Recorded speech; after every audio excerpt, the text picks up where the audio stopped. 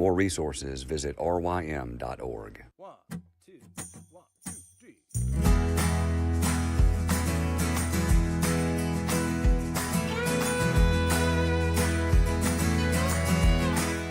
The Local Youth Worker is a daily podcast that's centered on 5 questions each week. Ranging from the practical to the professional, we're looking for answers to the questions you're asking. Whether you're in full-time, part-time, or even volunteer youth ministry, this podcast is for you.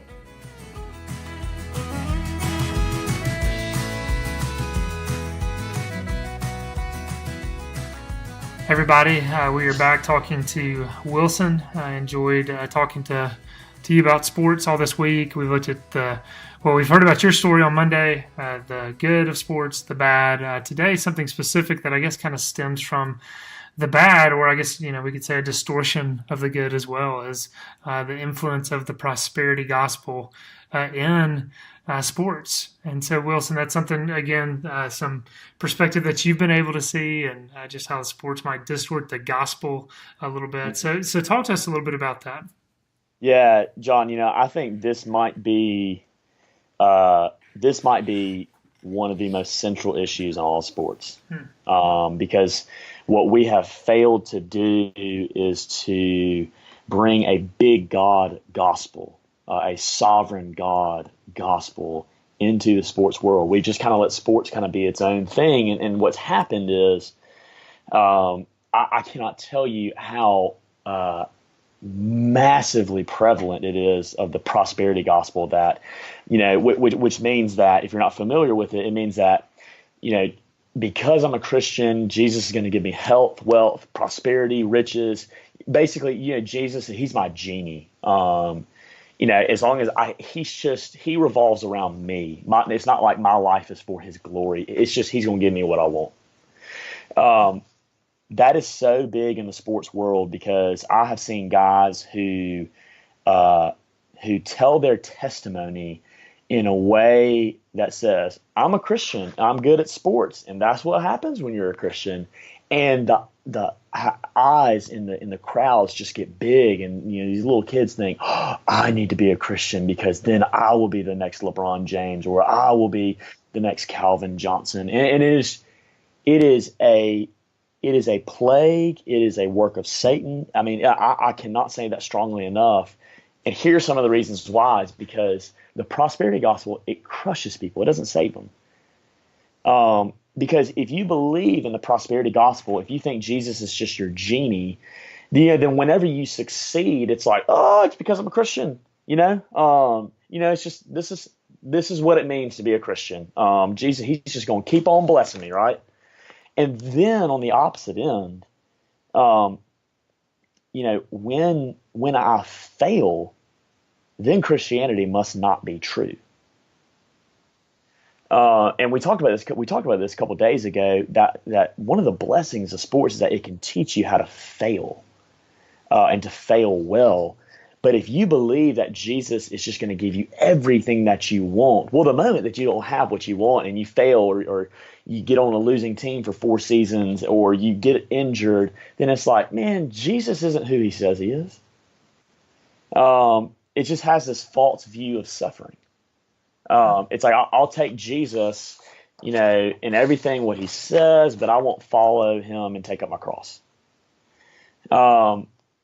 And I cannot tell you how saddening it has been, where I've seen teammate after teammate after teammate after teammate after teammate who have rejected the gospel after hearing it, under, or at least something of what they think is the gospel. And I had a team chaplain one time, not Jack Easterby, not Corey Olivier, and not one in my high school, but I know that narrows it down. People can be like, I know where that was.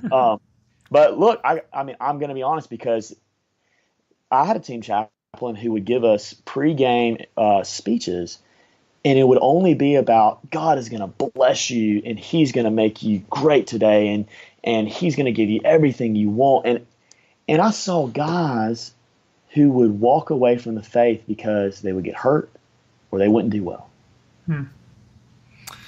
Yeah, and I think you're bringing up an important point, because there is, and I'm trying to be cautious of how I even say this, but I have been to venues that were, publicized by large Christian churches, and they would invite, an NFL player to come and Yeah, speak. And yeah, I went and listened to one time, and I left that, and I'm not questioning the speaker's faith or anything like that, but I was in the car with some other guys, and I said, y'all, that was the prosperity gospel. That was yeah, not the true gospel. And so we have to be cautious and discerning as yeah. Christians to sometimes we give some athletes a pass just when they point to the sky or Oh say, man, come on. yeah, I want to thank God.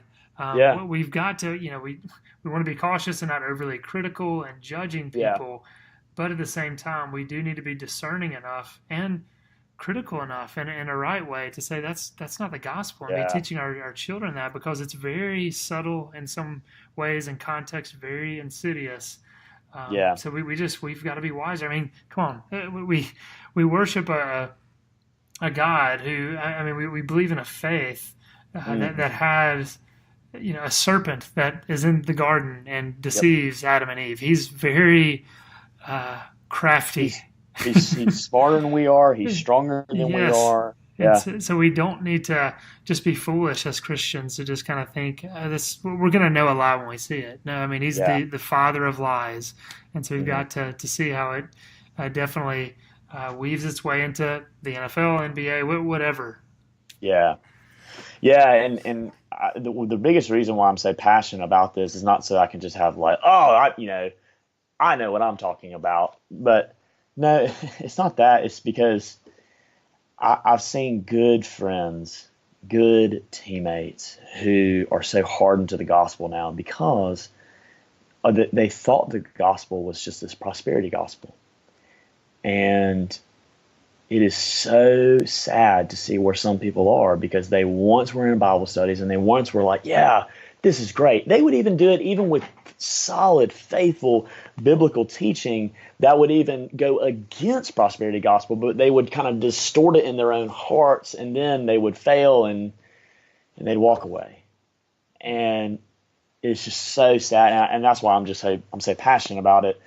And I think it needs to be a clarion call that youth workers who know the gospel, if you have the opportunity to get into the field of sports in a way where you can preach the gospel, we need you.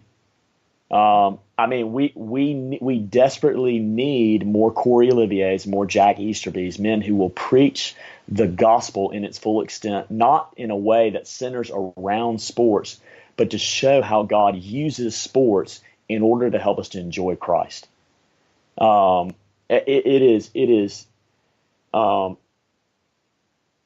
is awful to see the effect of the prosperity gospel. To say the Lord's Prayer right before we go onto the field, and then all of a sudden you start cussing like crazy, and it's like what in the world is going on?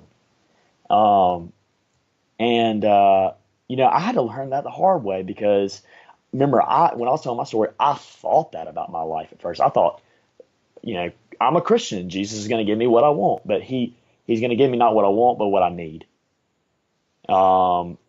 And so I think it is just a massive a need that we have is for solid team chaplains, people who will preach a big God, a big gospel, a big Savior, and the hope of heaven. That playing sports is not heaven. Running out in Gillette Stadium, that is not heaven. It can give me a foreshadow of it. It can give me something of a feeling of, wow, what it must be like in heaven. But my eyes, just like seeing the rays of sun, I need to trace it back to its source. Mm-hmm. Yeah.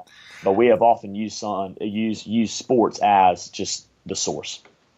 Yeah, and I think as you're talking about all this and the importance of it and significance of it, I'm concerned that there might be some in our circles that just kind of Yeah, roll their eyes at the prosperity gospel and dismiss it because kind of in our circles, we seem to be somewhat equipped and prepared to know, okay, well, this is heretical and kind of push it to the yeah, side. But I can remember at Together for the Gospel, I can't remember how many years ago, But they actually, they give you a certain number of books, usually, 17, 18 books that they encourage you to read.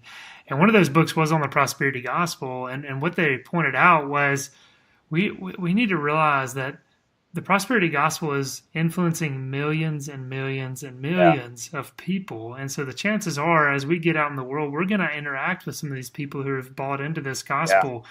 And so we need to be ready as Christians to realize that so much of the world, all across the globe, is buying into this false satanic gospel. And I think that the book, if I'm not incorrect, because I was looking it up on Amazon, I think it's Health, Wealth, and Happiness, How the Prosperity Gospel Overshadows the Gospel of Christ. And that's by David Jones and Russell Woodbridge. So that would be a good book to read, just that kind of opens our eyes to the prevalence of this gospel, false gospel. And again, just those who are listening, don't dismiss this that quickly, because it is, again, millions and millions are just kind of buying into this false gospel. And Wilson had some helpful perspective to see how it's gotten into the sports realm. As we close this down, any last words to say on that? Yeah, I think where we do see our own Reformed kids in the sports world, where the sports wrongly influences us in our what we understand the gospel to be, is that we think that if we perform well enough, that because my coach puts me on the field, then that means if I perform well enough in life, then God's going to love me. But grace is not like that. We've let the celebrity culture change us from being servants to now we want to be celebrities. We think that in sports, that toughness is good and gentleness is bad. I think those are some of the issues that we need to continue to work out in the Reformed Church, that it goes deep. False views of the gospel goes deep into sports. And the only way that we're going to be able to do that is if we preach strongly the true gospel in the church, where our people take that gospel into the sports world and live that gospel out and speak that gospel out. And we keep sending, solid team chaplains. I mean, that's, it's surprise, surprise, it's the mission of Jesus. Yeah. But I can remember and I've said this to students before, of oftentimes when I played sports, I would leave my Christianity on the sidelines. And we've got to be discipling students to see that, you are to take Christ into the arena, onto the court, onto the field, whatever sport it is that you're playing. And we've got to be playing sports differently, thinking differently about them. Because like you said, there is a lot of legalism and moralism our students are picking up from playing sports. There's so much of that's just kind of ingrained into our sports culture. And we've got to be, preaching grace to our kids in the midst of that. So, Wilson, we could go on and on. There's a lot of good stuff here. A lot of, hopefully, good perspective from people. But tomorrow... read John's book. That's my perspective. Read John's book. I paid Wilson to say that. And the book is Time Out. If you're looking for it, you can find it on Amazon. Hopefully that can be helpful for some parents and youth workers as well. And tomorrow, what we're going to get into, Wilson, is just some steps to help parents, students, youth workers keep their focus on Christ as they play sports. So looking forward to that tomorrow, Wilson. Awesome. Thanks, John.